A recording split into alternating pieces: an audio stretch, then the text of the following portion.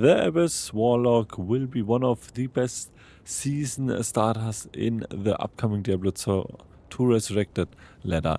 And I'm telling you now why.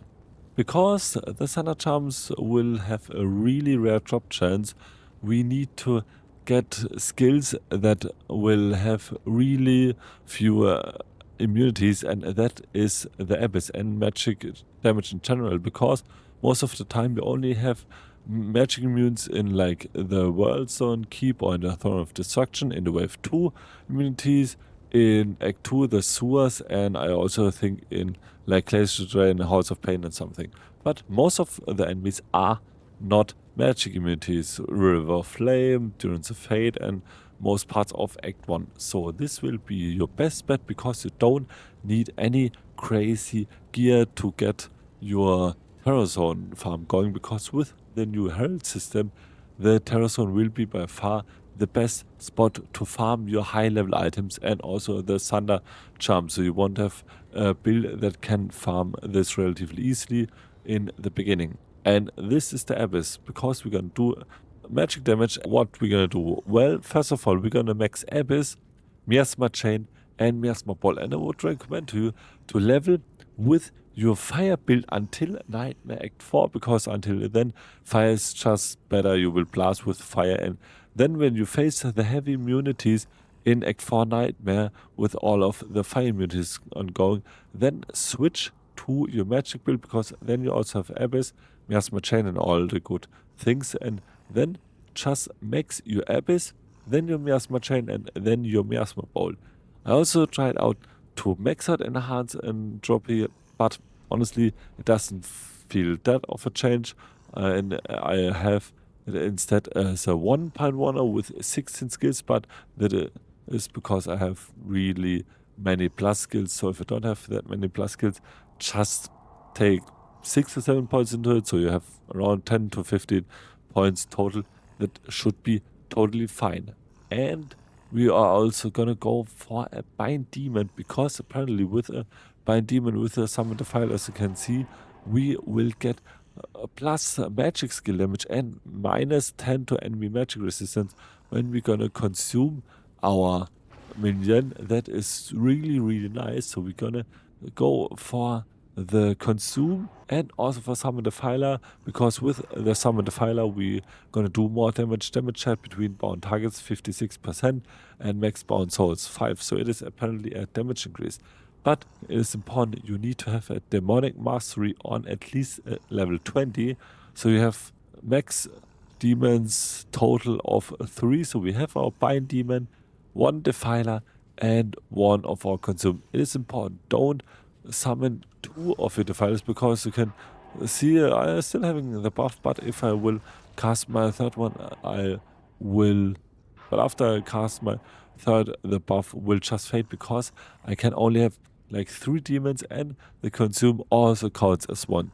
So we cannot have like 3 demons plus our consume, it's just 3 with our consume, so keep that in mind. So your priority is then, after you got level 20 demonic mastery, max consume. So your priority is after level 20 demonic mastery, max your defiler, and then you can also think about forgoing level 20 on bind demon, because then you will get a guaranteed aura on your minion that you will enslave, and you can gamble for like min-maxing that you will get a minion without aura and can actually get a really good aura with it, because it is also not a fire build and you don't need a conviction aura. So if you want to min-max your bind demon, you can also go for level 20, and then you will get a guaranteed aura on it. And because we're gonna play with a magic build, we don't need conviction on the enemy or on our minion, so you can either go for Hephaestus or the Lister, the Tormentor. The best one would be on a Terror Zone, because that would be the highest eye level, because the levels of the monsters are fixed from the zone level. So with a Binder Demon level 20, you will get an aura on top of that, and you could go for an even crazier minion that doesn't has aura from the get-go, and you will get an actually additional stat, and this would be really crazy, and that would help you also a lot. And besides that you can also go for 1 point with Psychic Ward for some absorb damage, but that is not mandatory. So now let's talk about our gear. And first of all, I want to show you the newest additions of the magic gear that got introduced into the game. It also helps Paladin some things a lot, but we will look now at the newest unique ones. So because I cannot filter here, we will just go for new in RTV. So first of all, we have the tool, the guidance light, that will give us a lot of magic damage, and you just want to go for minus magic resistance. That will help you the most. And then you also want to go for the sling ring, because you will get 1 to town portal. That means that you will get 2 additional charm slots. Then you can then invest in some nice life or something. You will also get 10% faster cast rate. This is extremely important because we need this to get our 125% FC upgrade point. And also we're gonna get up to -5 enemy magic resistance. That is really good. And plus also a chance to better get magic items. And now next, and this is one of my most hyped items that we'll introduce. It's kind of like a griffins for a magic build, the Hellwands will. So we're gonna get +1 to all skills, -8 to enemy magic resistance, 20 FCR, 20 attack speed, and also some enhanced defense. And the -8% enemy magic resistance and +1 to all skills is by far better than 2 from the Harlequin's crest. And we also get 20% FCR on it. You can still think about to get a circlet with 2 Warlock and 20 FCR. But yeah, I need to test it out what is better.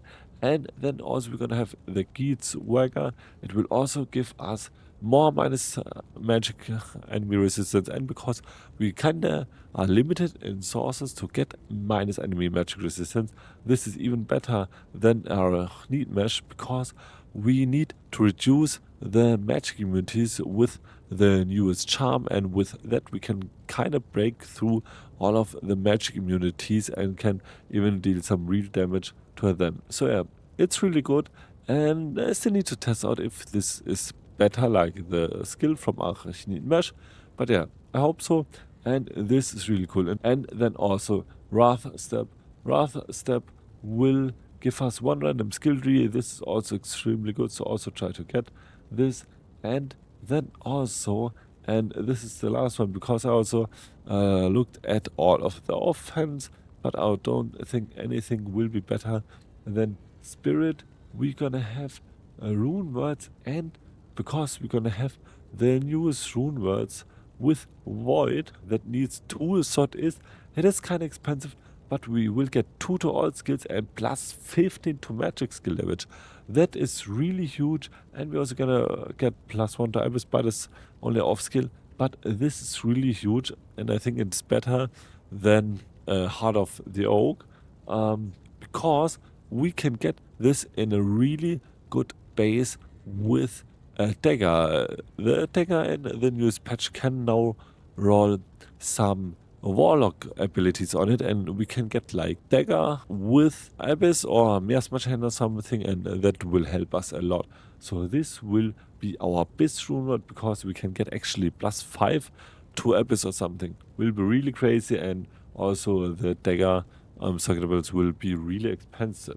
So in addition, you can also go for things like Coven as a budget rune word until you have your Harlequin's crest or something, and Authority as your budget chest armor until you have Enigma. Really cool. +2 to Warlock skills, chance to cast level, more on striking, and also fast recovery, and also fire resist. Really great. We can use that.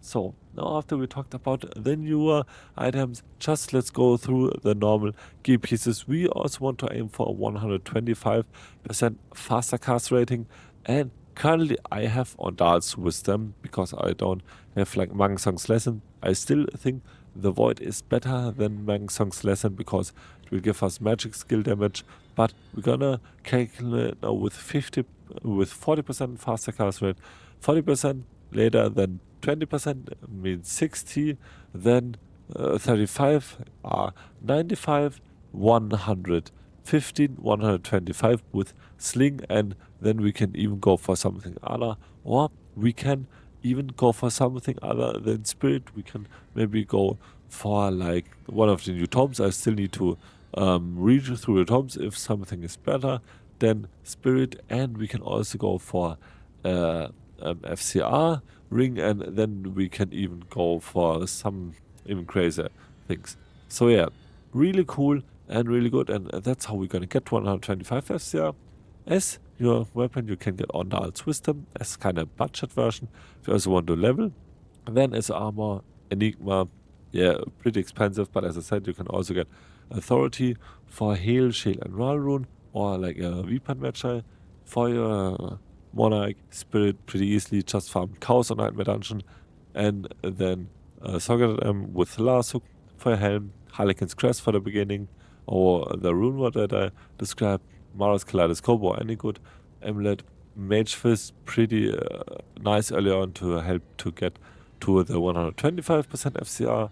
Then one SOJ, Arachnid Mesh or the Gizuega, Sling, and either Sandstorm Track, Water Walks, or the new boots. So for your charm inventory, pretty easily, the new Thunder Charm with magic that will boost your magic damage. The best one would be with minus enemy magic resistance. And then also a Hellfire Torch and a Hylas, and then also some Chaotic Rain charms with Chaos skills, and for the small charms, some MF or some Auras and Life. For Merc, you can go for an Inside Merc with Fortitude and Vampire Gaze or your Andal's Visage, and this should be enough.